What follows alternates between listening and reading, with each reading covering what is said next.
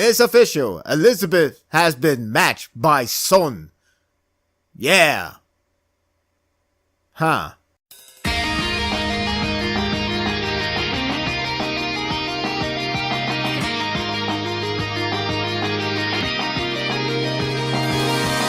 The battle was certainly not what I expected, but I'll definitely take it. This was a surprisingly hilarious chapter with a lot of fun action set pieces. I didn't expect this battle to incorporate with comedy skit with the sibling, let alone how it gels well together with action.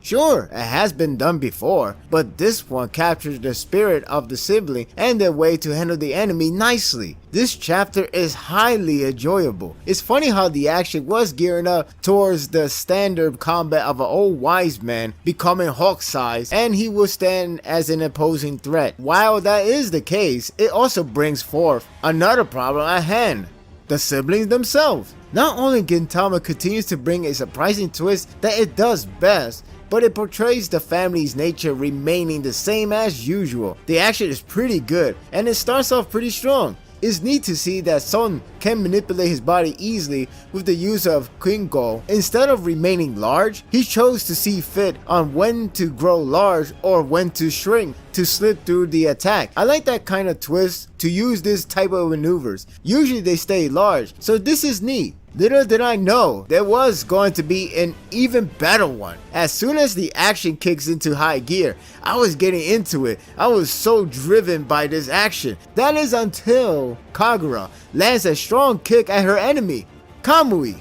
Wait a minute, did I went back to the last arc? I actually laughed out loud when I realized that she kicked the wrong person entirely and she just go, like nothing. Like it's, oh, whatever. That's the look of my bad, but because of that accident, Kamui throws her and all of a sudden the battle becomes a three-way battle. This twist actually makes the action a lot more entertaining. Throughout the chapter, I couldn't stop laughing at how Kagura and Kamui just can't stop getting even, or hell, getting the best out of them. It makes it more hilarious with Son still being their main target, yet every time they try to hit him, they manage to sneak attack at each other, while still acting like their mind is on the right track. Obito's reactions makes it even better. He's so baffled that they are the biggest idiot sibling, trying to tell them to stop fighting against each other. The intriguing part is when Kamui helps Kagura to understand her instinct, or rather bloodline. It recaps many battles that she experienced throughout the series, and that's why her fighting sense became stronger and stronger to the point she can see the motion clearly. It's not through the eyes, but through sense. He even shows her on how it works and how it benefits in combat strongly. This is what makes this chapter enjoyable. Not only the action is fun and the comedy is solid, but there's this pleasant chemistry from Kamui and Kagura.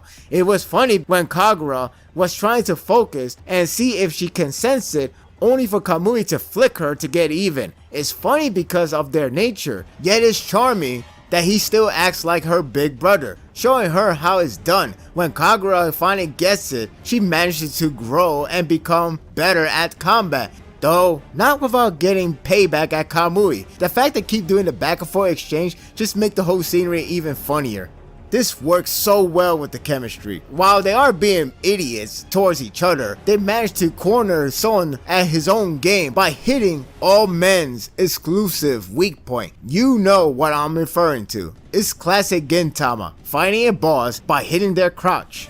Sure, why not? I like how Son has been wise in his combat, so as smart he is, he realized that he was cornered by them and they will continue to hit that area like tennis play. He has to choose between life and manhood. It's hilariously said, though it portrays the sibling as idiots yet clever opponents. The visual has plenty of really good action panels incorporated with funny moments. I like when Kagura kicks Kamui, everyone stood silent. There are plenty of good delivery on the comedy segment, brings a ton of laugh. The reactions are humorous. Obito plays the straight man role and can't fathom that the siblings are still fighting each other. It's great. By the end, Son can manipulate his body and he decides to grow his snake to defend everything. I guess he can challenge Elizabeth then. Yeah. Anyway, what's the best idea to take down his defense? Just kick it. If he feels like he's being like a tennis ball, he made himself one. That was gold. Kagura and Kamui no longer play around and kick the living hell out of Son. I don't know if this is the end, but this was a hell of a fun time. The chapter is the definition of fun. Not only is it satisfying to watch the family working together despite their odd grudges towards each other, but it keeps the entertainment high. It is a great mixture of everything that Gintama does best, and that's why the chapter is all around fun. I'm giving this chapter a 9. This was so much fun. I didn't expect to be this comical. The last chapter didn't show that sign, so this one came off a surprise, let alone the fact that seeing the chemistry between this brother and sister is so much delightful. It goes to show you, when it comes to development, it always comes with a great price, and this is so rewarding to see how they working together. I don't know if this is the end, but if it is, well, I hope they continue on to work together, and it would be interesting to see Kamui meet Sogo once again. What are your thoughts of this chapter? Do you think Son is taken out, or he will be like Ogai and there will be more to fight? It could be the case, but you never know. Maybe this chapter serves as a mixture of serious and comedy, while the next chapter, if it continues the battle, could serve up as a completely serious route, but you never know. And that will do it for the review. I hope you enjoyed this one. If you like this and want more of this, subscribe to my channel and my world will be yours to stay. Until next time, take care.